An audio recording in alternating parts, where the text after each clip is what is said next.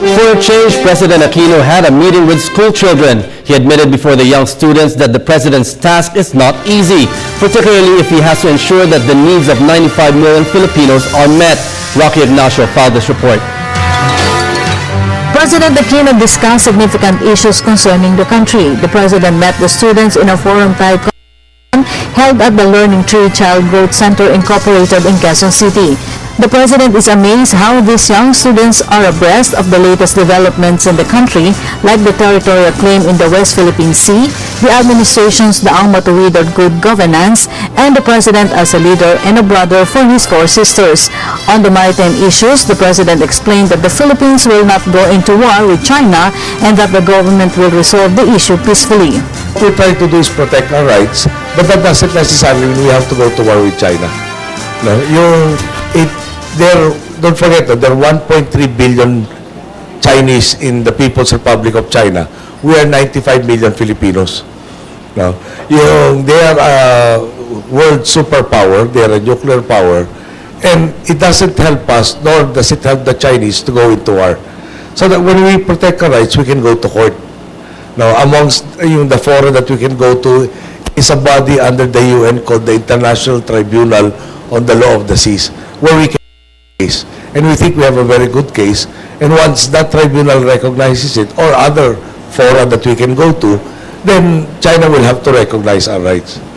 Young students are also aware about the president's effort to eradicate corruption in the country through the daang matuwid policy and good governance. President Aquino said his goal to rid the culture of impunity has gone a long way through the implementation of reforms. He cited the case of impeached former Supreme Court Chief Justice Renato Corona. So, itong mensahe sa lahat ng hukom na pati kayo, hindi kayo above the law. Pati kayo kailangan sumunod sa batas. Pag merong mga ginagawang tiwali, dadalhin natin, hulihin natin, yung kaso isasampa natin matibay, dadalhin sa korte, yung korte magko-convict sa kanila, makukulong sila. Siguro naman matitigil yung bang gagaya sa kanilang halimbawa. So, malaki-laki na bante natin dito sa daang matuwid na to. President Aquino admitted the hardship of being the father to 95 million Filipinos. But he encouraged the young students to be responsible and dedicated to achieve their goals. Mahirap po bang maging presidente? Who will you be or what would you do if you were not a government official or a president? Can I answer the last part of the question? I'll probably be in business, though. I think the hardest thing to do is not to be able to do something. Parang di ba, I'm sure, no? Pag sinabi ng Pag-asa walang pasok bukas, nakangiti kayo lahat. Yeah? But if you were to do that for a month, 1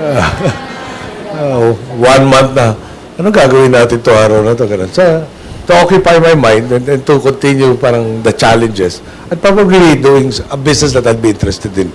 Now, is it hard to be president?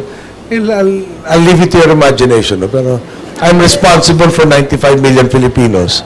At the end, the president pointed out the importance of education and the value of saying thank you to show appreciation. Honestly, I didn't want to be president. Mrs. Arroyo. I was a member of the opposition. I thought she was doing, and I believe she was doing a lot of wrong things. So I was trying for these wrong things not to happen. But she was so much in control then that they really did all of these things. So the person who follows after Mrs. Arroyo will be the person responsible for fixing all of the problems she created or she inherited. Okay? So, will you volunteer to be the one to fix the problems that somebody else made? Yeah? Parang normally, hindi. Okay. Now, was I always a leader? My grandfather told me, if I get to have a group mate, have group mates, I have a barkada, not to be, parang not to be the type that follows the leader. No, dapat parang may paninindigan ka raw. Huwag ka raw kakalat ka rin na makaibigan mo. Dahil baka mabarkada mo, hindi nice people. For the People's Television, Rocky Ignacio.